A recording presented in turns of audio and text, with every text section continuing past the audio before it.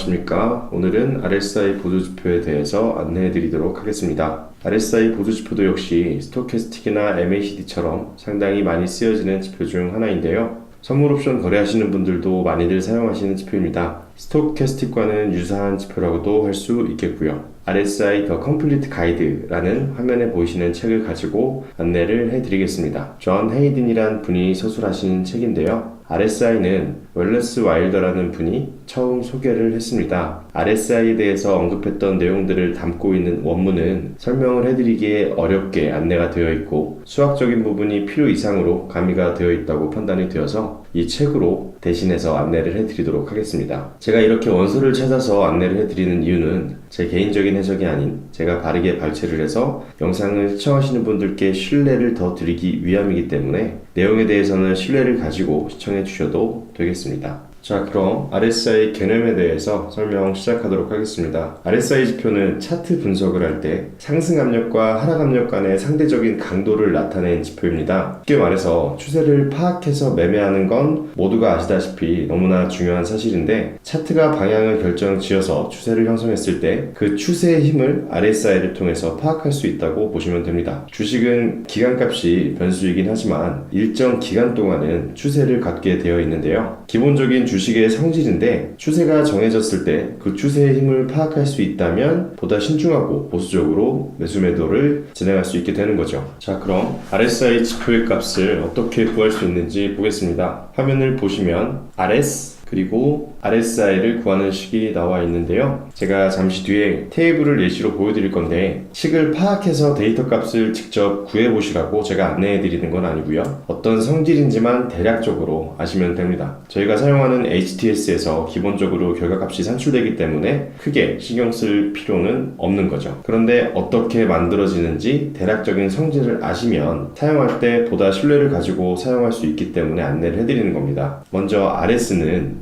일정 기간 N일 동안의 주가가 상승했던 일의 평균값에서 일정 기간 N일 동안의 종가가 하락했을 때의 평균으로 나눠주면 구할 수가 있습니다.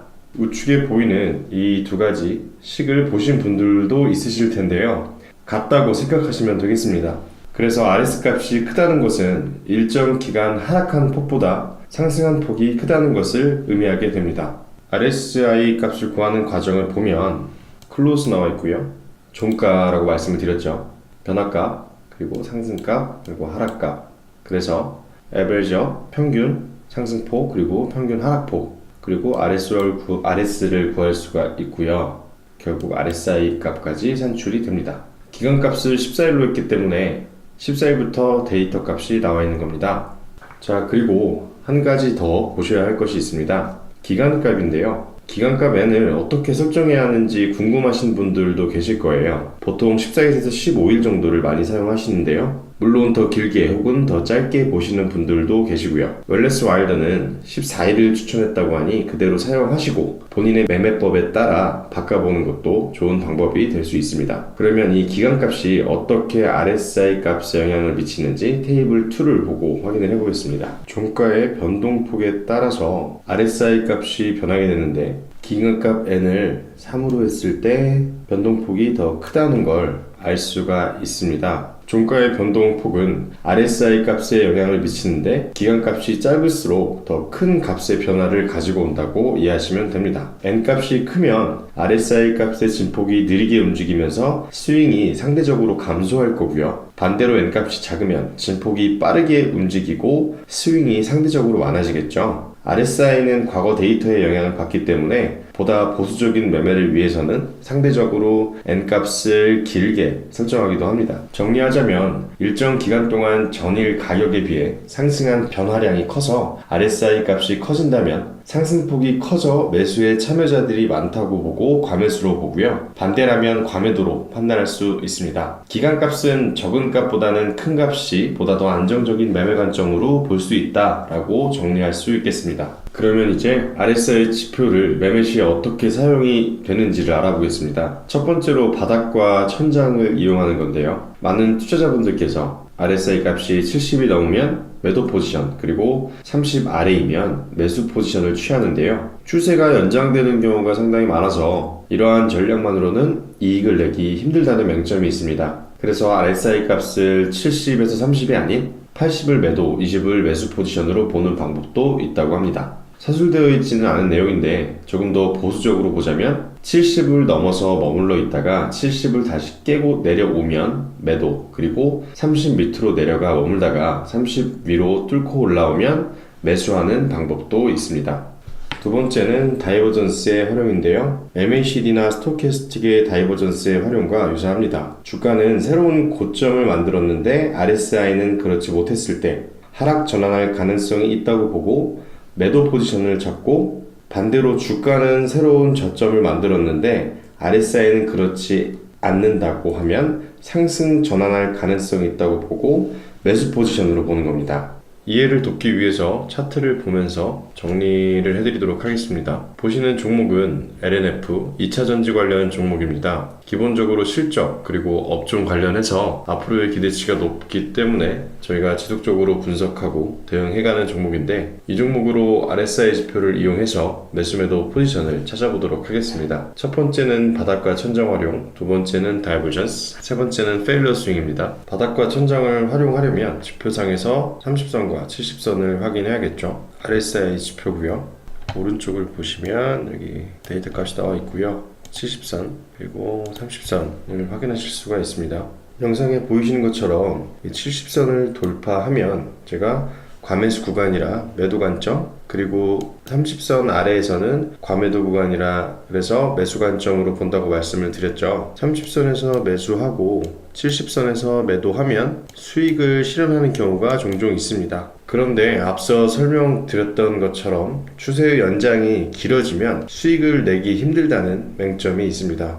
이렇게 상승 추세가 쭉 이어지면서 당연히 종가가 전날보다는 상승하는 날이 훨씬 많게 됩니다. 그렇기 때문에 RSI 값은 계속 높은 값을 유지하고 갱신할 확률이 높은데, 과매수 구간이라고 판단해서 매도 관점으로 보는 건 기회비용적으로 계산을 한다면 큰 손실이 되겠죠. 당시 시장 상황을 본다면 이런 부분들에서 매도를 진행하기는 힘들겠죠. 마찬가지로 하락 추세의 연장이 지속될 때도 30선 이하에서 매수 관점으로 보기에는 여기 보시면 손실폭이 커질 수밖에 없겠죠. 그 다음은 다이버전스 전에 페일러 스윙 먼저 확인해 보겠습니다. 2016년을 보면 30선 아래에서 저점을 형성하고 나서 그 다음에 아래로 돌파하지 못하는 모습을 보이고 있죠. 페일러 스윙이라고 합니다. 상승 전환할 것으로 보고 판단할 수 있습니다. 30선과 70선 밖에서 추세 연장을 실패하고 추세가 반전됨을 페일러 스윙이라고 이해하시면 되겠습니다. 마지막으로 다이버전스인데요. 마지막으로 설명드리는 이유는 이 종목의 다이버전스가 현재 포착이 되어 있기 때문인데요. 주가는 최근 약세장에서 꾸준히 하락을 해주었고 반등을 보여주고 있는데, 주가가 흘러내리는 거에 비해서 RSI 지표는 저점을 계속 높여가고 있는 모습을 보이고 있습니다. 확인을 한번 해보겠습니다. 하락 추세로서의 힘을 어느 정도 다했다고 해석할 수가 있고요. 100% 확신을 가지는 건 아니지만 추세가 상승 전환할 가능성이 어느 정도 높다고 판단할 수 있겠습니다. 이렇게 저점을 여러 차례 지표상에서 높여가는 다이버전스가 나오면 주가의 상승으로 이어지는 경우가 많았고, 손실을 본다 하더라도 폭을 굉장히 좁게 가져갈 수 있기 때문에 매매하기에 굉장히 좋은 포지션이라고 볼 수 있겠습니다. RSI 관련 내용은 여기까지고요. RSI 관련해서 디테일한 내용들이 책 안에 많이 담겨 있는데 영상을 통해서 안내해 드릴 수 있는 내용은 한정적이라 제가 매매 시에 필요한 개념 그리고 사용법을 안내해 드렸습니다. 많은 분들이 도움 받으셨으면 좋겠고요. 그리고 다시 한번 말씀드리지만 RSI 보조지표만 가지고 매매하시면 안 된다는 거 명심하시고요. 궁금하신 부분 문의 주시면 친절히 안내해 드리도록 하겠습니다. 감사합니다.